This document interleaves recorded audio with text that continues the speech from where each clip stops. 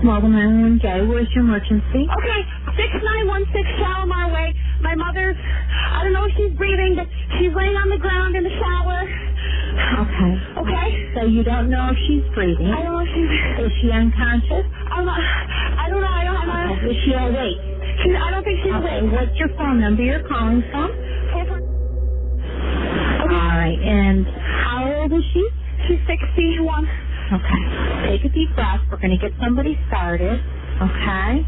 I need to go over there and see if she's okay. Okay. How do you know she's down there? My dad's over there. He's over there. Okay. So you're not there. No, he's over there. He's in the bathroom. I'm not in the bathroom. Okay. So your dad is with you? Can you go to her now and stay on the phone with me? Okay. Yes. Stay on the phone, okay? I need to put you on hold. It's like a house phone.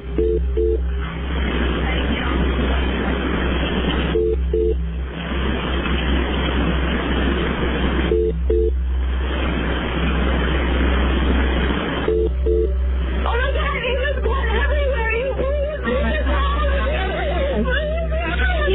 We're going to get somebody started. Ma'am? Oh my God, my mother.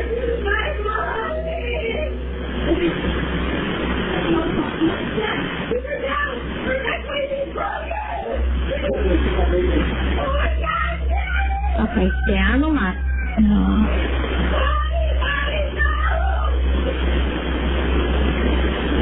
Ma'am?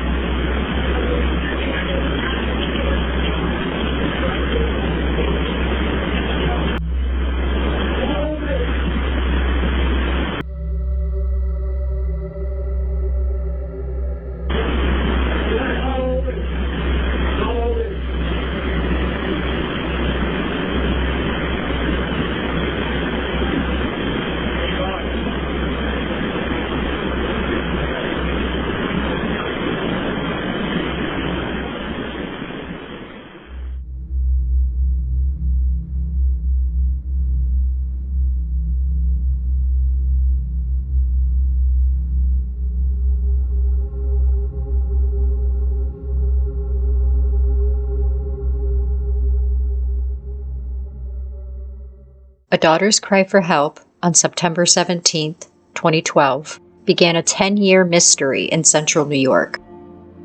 How did Leslie Newlander die? Was she murdered by an enraged husband, Dr. Robert Newlander, a prominent obstetrician gynecologist who delivered thousands of central New York babies? Or did she succumb to vertigo with a slip and fall in the shower, fatally striking her head on a marble bench? Onondaga County DA Bill Fitzpatrick says the doctor's story doesn't make sense, and noted that Robert and Leslie were in the middle of a trial separation and even sleeping in separate bedrooms. Newlander maintains that he still loves his wife and pointed to strong support from his family, including the couple's children and even Leslie's sister. Around 8 a.m. the morning of Leslie's death, Jenna Newlander frantically called 911 from the study after her dad alerted her that her mom was down in the shower. Jenna then put the operator on hold and ran into the master suite to see her father carrying her bloodied mother out of the bathroom. Jenna says that she helped to carry her mother into the bedroom before she picked up another phone nearby to reconnect with 911. Before emergency crews arrived, the doctor moved his wife's body yet again. He placed Leslie's body along the side of the bed. Leslie Newlander died of head wounds that were central to the mystery. What caused those injuries? When did they happen? Was there a beating in the bedroom, or did she slip and fall in the shower? And was Jenna Newlander's haunting 911 call proof of a tragic accident, or the doctor's devious murder cover-up? The medical examiner, Dr. Robert Stopaker, had ruled the death an accident at the time and agreed that blood in the bedroom could have come from life-saving efforts. The investigation stopped, but questions about Leslie's death lingered. Dr. Mary Jambelic, a former county medical examiner and a friend of Dr. Newlander's, asked D.A. Fitzpatrick to review the case months later. The shower story just didn't make sense, Jambelic said. The injuries could not have been from a fall. She added that the head wound could not be completely explained by the shower bench. Leslie's time of death didn't match the 911 call. The murder investigation had started. A battle of the experts ensued in the 2015 trial, featuring celebrity out-of-towners, such as deaf correspondent Dr. Michael Baden and since deceased brain injury guru Dr. Jan Liesma. Local defense lawyer Edward Mencken pointed to the fact that Leslie's death was originally ruled accidental, that the police investigation was incomplete, and that Newlander had the unwavering support of his family, as evidence that the doctor was being falsely accused of murder.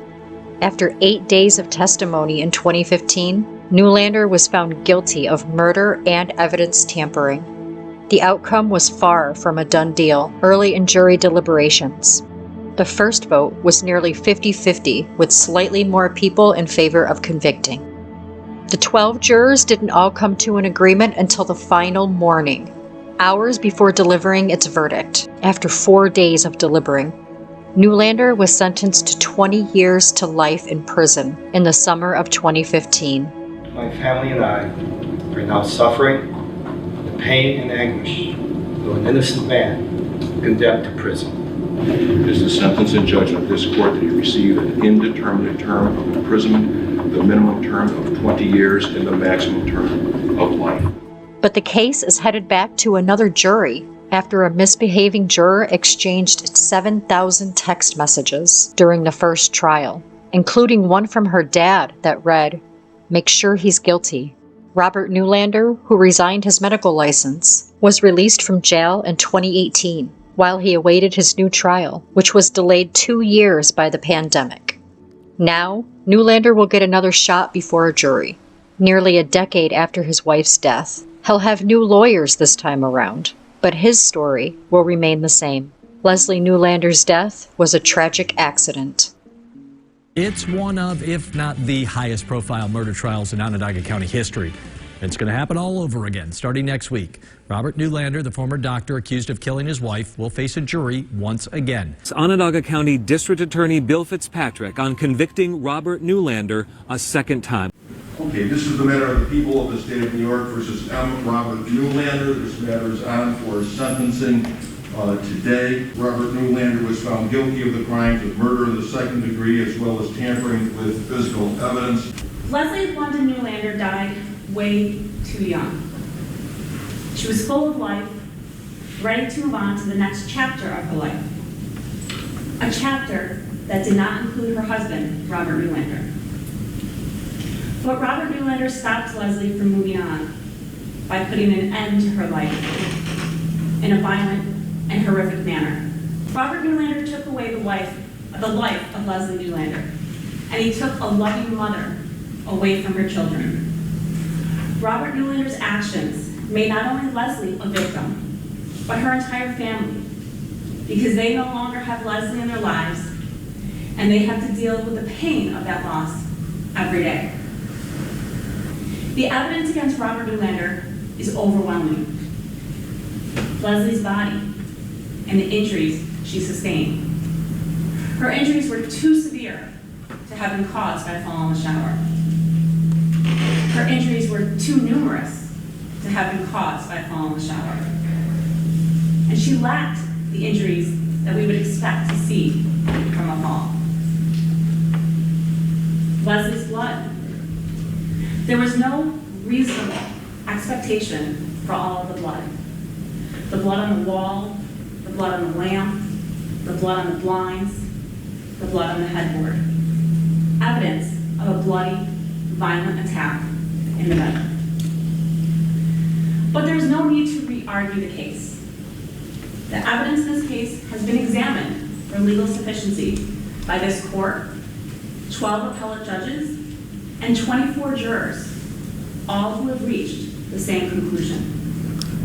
The carnage of that scene, the blood, the spatter, the horrific wound to Leslie Newlander's head, all bespeak a struggle, a final, brutal end to a wonderful life. A piece of Leslie's head was found at the scene in a location that completely contradicts the defendant's story. And not one member of Leslie's family bothered to pick up the phone to ask how that could be.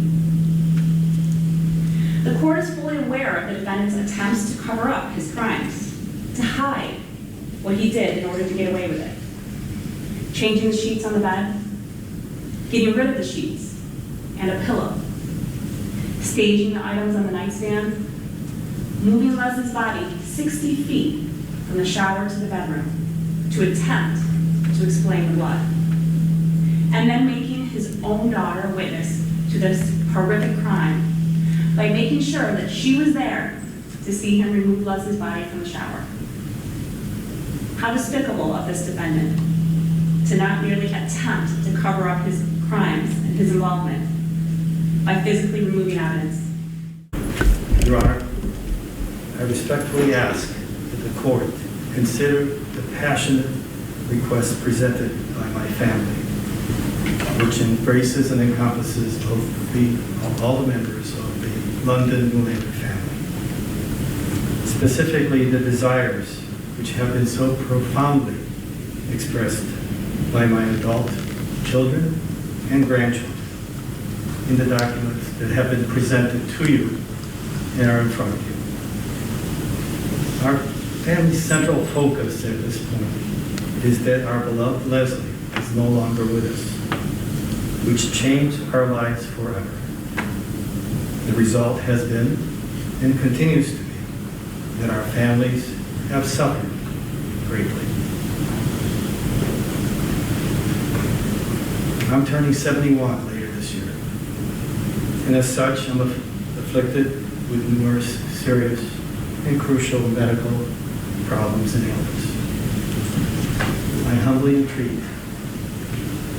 implore the court to allow our families a sliver of hope, a small sliver of hope, that I may die being surrounded by my family. Thank you.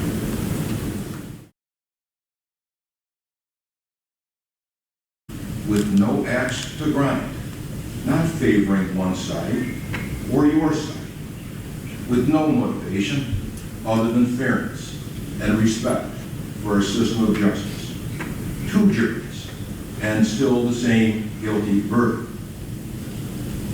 As our lives have changed so much over the past 7 years, 24 people, 2 juries, with little in common except common sense. Not one person believed that this was anything but a homicide. The finding of your guilt was the only constant, perhaps the only thing that hasn't been turned upside down during these unprecedented 7 years. You've had the benefit of the finest of attorneys, not once, but twice, at both trials. You've had 2 different sets of lawyers at 2 trials, completely dedicated to your cause. They had different styles, they had different strategies, they had different approaches, they called different witnesses, but ultimately the same result occurred. Your attorneys also used 2 different sets of jury consultants, one for each trial, to find the jurors most inclined to see things your way, jurors most favorable to you and to your arguments. But all their efforts failed, not through any fault of your lawyers or those jury consultants. but rather I think it's because facts are stubborn things. And when looking at these facts with common sense, it inevitably led 24 people to the exact same result. Common sense is a powerful tool. As a result of this jury's verdict with regard to murder in the second degree in violation of Penal Law Section 125.25, the sentence is an indeterminate sentence of imprisonment with a minimum of 20 years and the maximum of life. When you see it, when you see the physical evidence and you see the carnage, and the last thing in the mind that comes to you is slip and fall in the shower. You know, the irony is that Jenna, in her efforts to exalt him, hurt him so badly in the first trial that, as you all know, they chose not even to call her in the second trial. And that hurt him again, and that's the way it should be. Certainly to these 12 people spoke for Leslie and for our own family won't. Good for them, good for the jury. What? The district attorney does not speak for my mother. I was up on the stand speaking for my mother. Her sister, my aunt, was on the stand speaking for my mother. No one who claims that they're speaking for my mother is actually there for her. Dr. Newlander, any comment?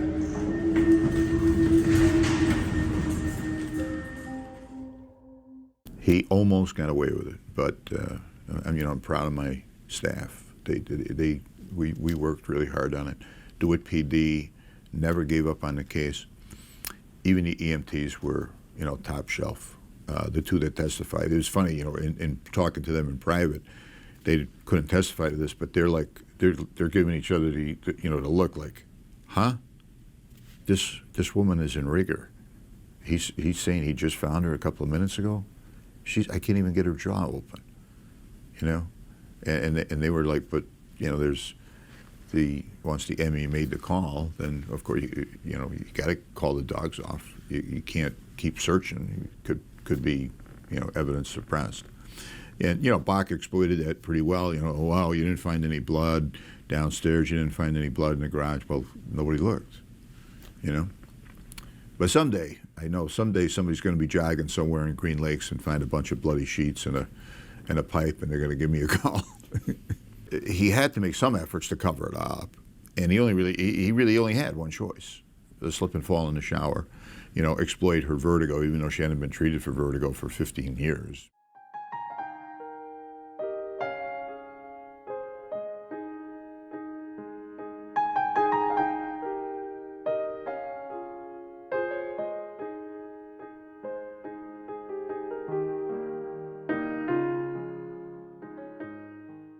Really get to understand Leslie. Leslie always has like 6 pairs of sunglasses, always.